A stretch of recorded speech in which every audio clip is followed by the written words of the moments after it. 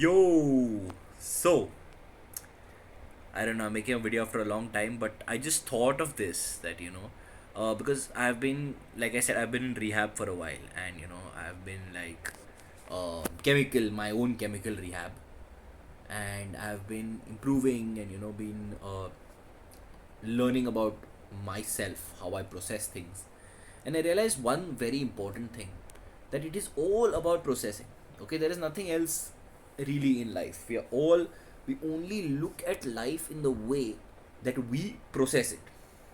Okay, so this is a scientific fact that when you are going out in the world, the brain is cutting out parts of your processing. Okay, in the sense of it is processing the thing, but it is cutting out, say, a certain kind of sound, a certain kind of light, a certain kind of distraction, if you're especially if you're concentrating on something. Why? Because if you get everything, you'll be messed up. You will not be able to concentrate on life. Okay, there are some certain people who cannot control that processing, and they are hyper vigilant, and they are always paranoid, and so you cannot take that level of stimuli. So similarly with me, I had reached a point of hyper processing, because I wanted highs, so I would chase the high, and I mean adrenaline high, obviously, in case anyone's new to the video. I would chase the high, and then be on a low, chase the high, then be on a low, then chase the high, be on a low, and all I could process life was in jumps. Okay, there was a jump, and there was a jump, there was a jump. Now there's a middling of that process. So a few people were telling me the other day that oh, you were bored of life and therefore you tried to end it. I said, no, I'm not bored of life. I was I'm an expert at boredom. My problem is I wanted to do something and I could not, because I was so deeply in that boredom. And basically I'd hit that low. And I was constantly searching, why isn't there a high here? Why isn't there a high here? So the idea here is to move your processing from these everyday things to a more oxytocin sort of process, right? So from everyday things, in the sense your adrenaline or your dopamine, these things are there. They will always be there, and they must be there in decent amounts.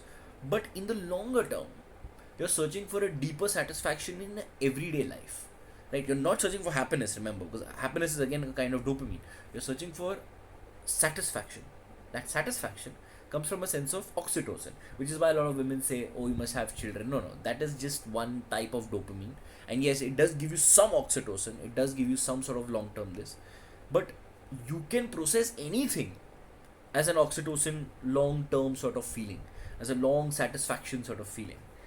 And it's all about controlling your own processes. Most people do not control. You can, but most people do not control. So I think everyone needs a kind of a rehab. Everyone needs to sit and think, process how they process, think about what you are thinking, metacognition in a way. And when you process what you're processing, then you will realize, oh, I have to cut this part, maybe this should not happen.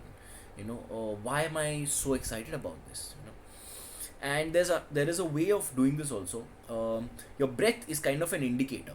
Okay, it's like whenever when you're going at 100, right, your breath will be high, so the indicator will show this. But there's a reverse way of doing it in the body. If you take the indicator down, automatically your speed will slow down. So the breath is one way to control it. Okay, the other way is to take things slowly.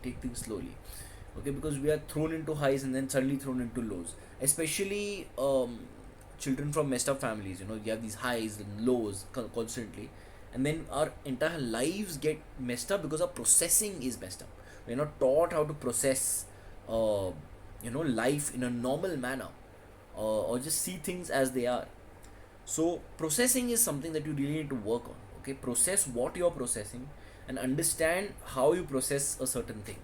Okay, and it took me 3 attempts to get there, but it's worth it. I think it's just a journey. It's a matter of understanding this. And I feel that oxytocin is a kind of a long term this, which helps you process things in a more long term way. It keeps a long term sort of attachment. There's a bonding.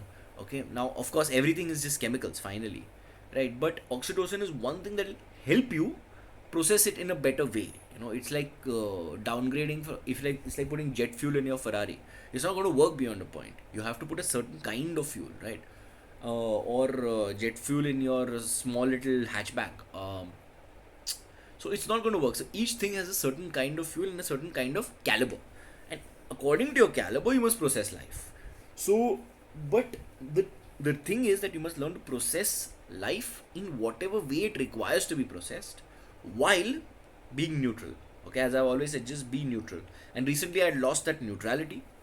Even though I was searching for the high, I was quite neutral about it. But I didn't realize that, oh, this high, high, low, high, low. So that neutrality must be kept, and then you can just process life in the way you want. Like, okay, this is that, this is that. But keep looking at things, at how they are, and keep discovering. Because see, I realized one thing: there's going to be a point. There's going to be no point, okay, where you see things, and you're just like, I know everything. It's never going to happen. That is what enlightenment is, knowing that you'll never know anything, okay, but always being there on the top. Okay, I'll make a whole video about how this awareness works.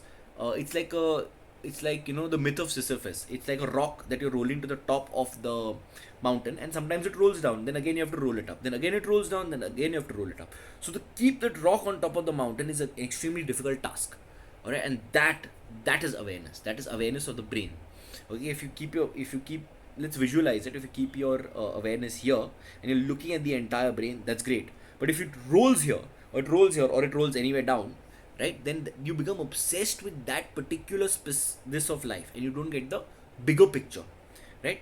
And then you again roll it up. There are times of great awareness, okay, when you're sleeping, none of that bullshit is happening, right? So that awareness comes back here, and you're just viewing everything from a bigger picture point of view, and you are not involved. You realize that you are not involved.